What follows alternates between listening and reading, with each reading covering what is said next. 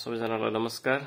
यो हाम्रो चाहिँ ड्रिलहरु इलेक्ट्रिक ड्रिल छ र यो चाहिँ मैले चाहिँ खानेपानीमा चाहिँ यसको चाहिँ काम चाहिँ के भन्दाखेरि प्वाल छेड्ने, पानीको सेड्युल अनि फेरुल हाल्नको लागि प्वाल छेड्ने एउटाले काम गर्छ नि।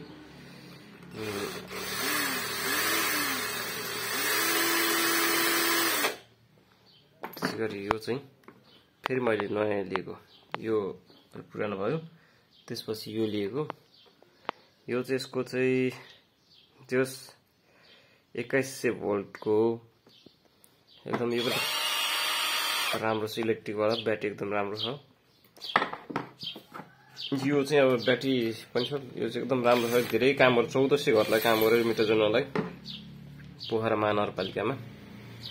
अनि यो अब मेरो चाहिँ यसलाई चाहिने बिट चाहिँ यही हो।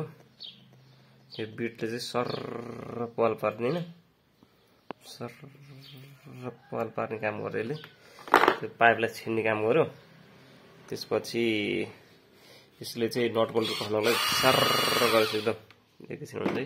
तपाईहरु पनि यदि खानेपानीमा काम गर्दै हुनुहुन्छ भने तपाईले पनि यस्तै टुल्सको प्रयोग गर्न सक्छ। यसको चाहिँ धेरै परेको छैन है, यसको चाहिँ 3500 परेको छ।